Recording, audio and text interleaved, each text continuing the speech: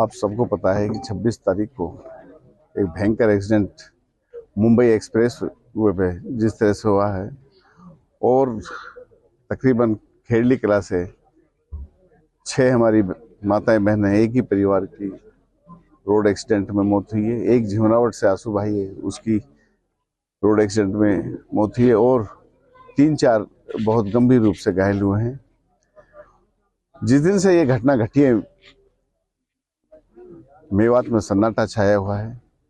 यहाँ तक कि गांव खेड़ली में लोगों के चूल्हे भी नहीं सिल गए हैं और पूरे मेवात में इस घटना का बहुत बड़ा दर्द है। मैंने माननीय प्रधानमंत्री जी का ट्वीट पढ़ा था तो उसने भी दुख प्रकट किया था, मगर हरियाणा की तरफ से कोई ऐसा संदेश अभी तक यहाँ नहीं आया है और ना ही कोई उच्च अधिकारी यहाँ इस पीड़ित परिवार से मिलने के लिए आया है, ना किसी तरह का कोई आश्वासन दिया है। मैं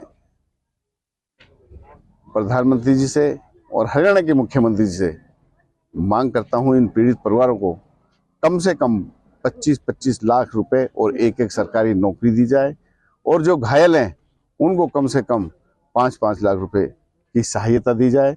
मैंने अपने निजी कोष से सभी मृतक परिवारों को 51 हज़ार रुपए देने की घोषणा की है और जो इस दुर्घटना में घायल हुए हैं उनके लिए मैंने 11 हज़ार रुपए देने की घोषणा की है और समय आने पे और जिस तरह की कोई और भी जरूरत पड़ेगी और भी सहायता की जाएगी।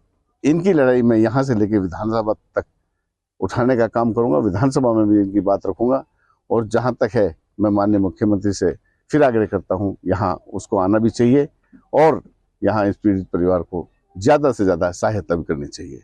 पूरा मेवात इस दुख की घड़ी में इस परिवार के साथ खड़ा है।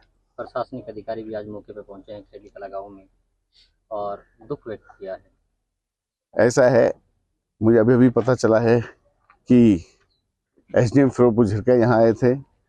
मैं तो ये कहता हूँ कि डीसी साहब को यहाँ आना चाहिए था, दुख भी प्रकट करना चाहिए था और सरकार से बात करके जल्द से जल्द इनको 25 लाख रुपए नगद और एक सरकारी नौकरी देने का आश्वासन देके जाना चाहिए। ऐसा है पत्रकारगण, जब तक भूखे के पेट में रोटी नहीं जाती, जब तक पेट नहीं भरता, जब तक कि वो कुछ अनाउंस नहीं करे हमारे इस भाइयों के लिए, जब तक मैं इनकी बातों को उचित नहीं मानता।